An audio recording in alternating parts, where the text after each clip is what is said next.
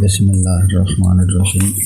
اعلم أن اسم الفاعل الموضوع للمبالغة كضراب وضروب ومضرب بمعنى كثير الضرب، وغلامة وعليم بمعنى كثير العلم، وخضر بمعنى كثير الخضر.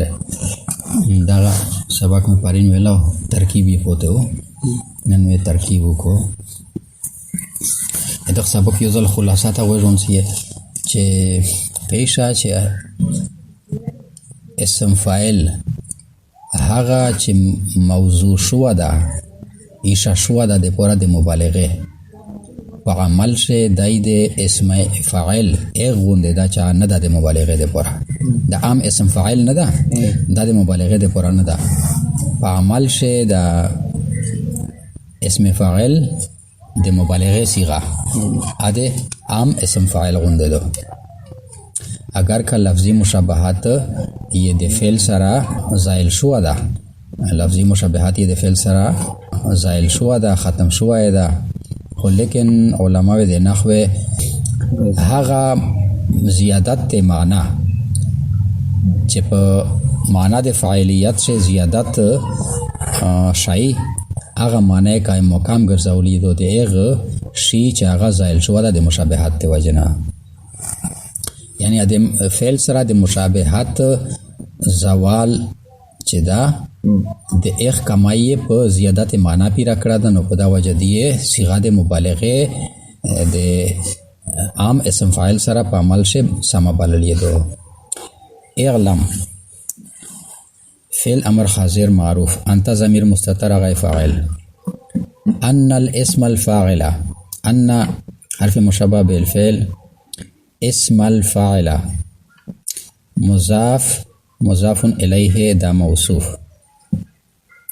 الموضوع صيغه اسم مفعول و ضمیر مستتر غیر نائب فاعل، للمبالغه جار مجرور دا متعلق ش الموضوع صيغه اسم فاعل پر اسم مفعول پر اسم مفعول الموضوع سره د نائب فاعل سره د متعلق دا صفت ش د اسم فاعل، موصوف سره د صفت دغه اسم شده انا اسم په میو سه د مثالینا پرېږ ده د مثالینا چې کیم دي کذرب نونسا بمعنى كثير الحذر تغیر ساده به پرېږ ده. است پوز جمله شلا اعلم ان اسم الفاعل الموضوع للمبالغه، دا جمله شلا دغه نامه جوړ کو اسم د ان ده پورا اس دغه مخشه جمله مثل الاسم الفاعل الذي ليس للمبالغه في العمل، مثل مصدر مضاف، اسم الفاعل دا مضاف مضاف الیه دا موصوف، الذي اسم موصول، ليس فعل ناقص هو ضمیر مستتر دا پشه هغه اسم ده لیسا، لکه څنګه چې په کانا شوه مې ضمیر وخستو د شی په دغشا په لیسا شا ضمیر مستتر هغه اسم للمبالغه دا جار مجرور ظرف مستقر شو دغه خبر ده لیسا، لیسا سره د خپل اسم چې هغه ضمیر و سره د خبر جمله فعلیه نشله د سیله شله ده الذی موصول، موصول سره د سیله دغه صفات شده د چا صفات شو اسم الفاعل دا د خپل موصوف صفات شو، موصوف صفات په ګډه د مضاف الیه شو ٹھیک شله د مثلو د پورا او فعل عمل دا جر مجرور دا متعلق شو په مثلو پره دغه تعلق د مثلو سره دا چې په عمل شه په عمل شه په مثال د اسم فاعل دا چې هغه نه د مبالغه د پرانو فعل عمل دغه تعلق ته د مثلو سره، مثلو مضاف سره د مضاف الیه سره د خپل متعلق د ان خبر شه، ان سره د اسم سره د خبر جمله اسمیه خبریه، ان په داخله په تعویل د مفرد سره مفعول به، فعل اعلم انت ضمیر سره فعل سره د فاعل و مفعول به جمله فعلیه انشائیه. اچھا یه ځلوې میشتو سه دغه خپل د مثالینه په پرېږ دي کنه به هغه متعلق کول دي ابه سوکادو و ان زالت المشابهه اللفظيه بالفعل و ان وصلیه بمانی اگرچه. زالت فعل ماضی معروف. زالا زالا زالو زالت زالتا دغه فعل ماضی معروف. المشابهت مصدر بالفعل دا متعلق شو په المشابهت مصدر پره. مصدر د خپل متعلق سره ملاو شو داغه موصوف شو اللفظیت و صفات شو. مصدر سره د خپل متعلق دا موصوف شو اللفظیت و صفات. موصوف سره د صفات دا فاعل شو د زالت فعل. اس فعل سره د فاعل داغه جمله فعلیه خبریه اس دال لکن نه رغلا ده کنه. د لکن ها حرف مشبه بالفعل نه مخش جمله چی اغا مستدرک منه او وستاده چی اغا مستدرک شا. اس دا جمله فعلیه شلا خبریه مستدرک منه. لکنهم جعلوا ما فيها من زیادت المعنى. دغه جمله تلش کی توجه کیه دا جمله لش کی مشکل نه ده خو توجه غوړي. لکن حرف مشبه بالفعل برای استدراک. هم ضمیر اسم د لکن اس لکن د حرف مشبه بالفعل یو اسم غوړي یو خبر غوړي.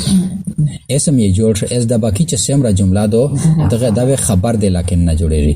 اوس دغه جمله شه بیا وړي کی جزئیات دي.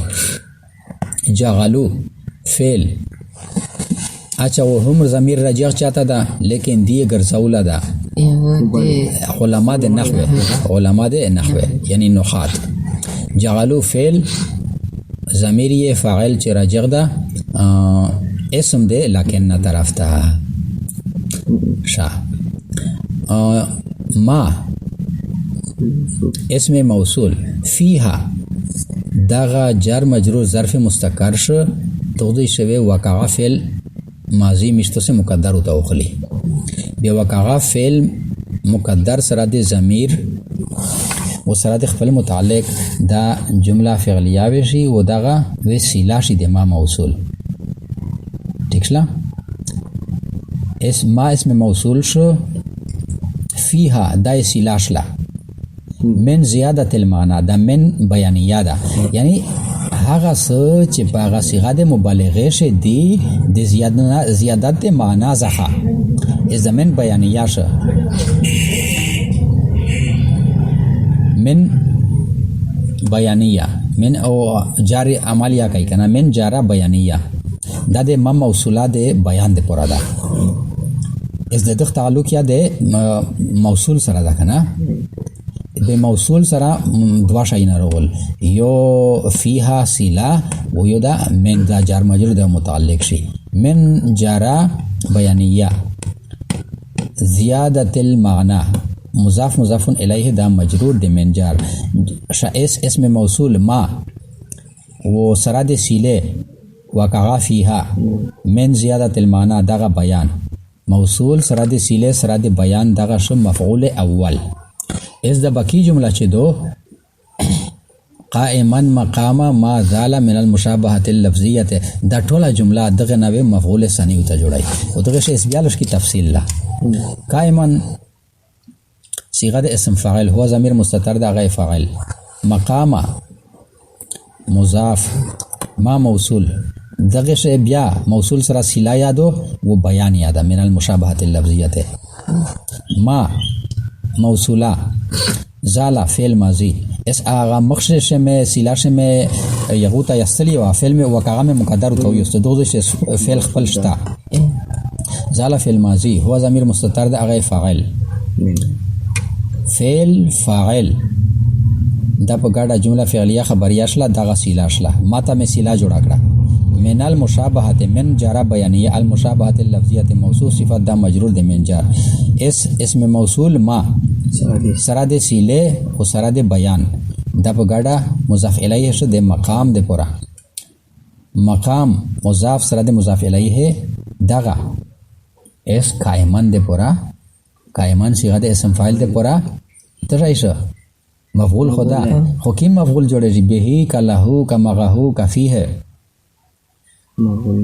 مفعول فيه مفعول فيه مقام زوی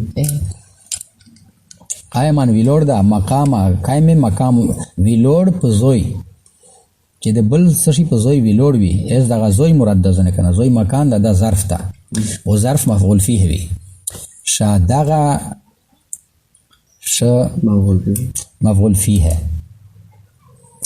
اسم فاعل قائما سره د ضمیر فاعل او سره د مفعول فيه یعنی مقام ما زال من المشابهه اللفظيه دنه میں مفعول فيه جوړ کو اسم فاعل سره د ضمیر فاعل سره د مفعول فيه د په ګډه باندې مفعول ثانی شو ٹھیک شلا شائز جعلوا فعل سره د مفعول اول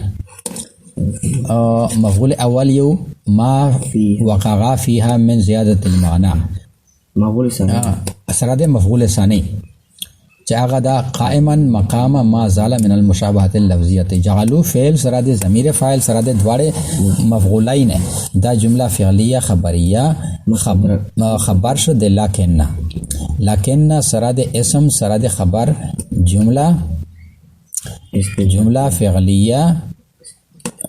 فعلیه خبریه دغه شلا مستدرک دغه دغه شی اسمیه جوړوي شي نه خو مشته سه شرح معتمل شه د افعال ناقصه چې سمره ترکیب کړه دا به جمله فعلیه ته نه جوړه کړی دا او جمله اسمیه او ته ویل شي کنه ویل چې لکن نه بعد اسم دا کنه هم شنو دا جمله فعلیه خبریه شلا دا مستدرک منه سره د مستدرک دا په گاډه باندې جمله معترضه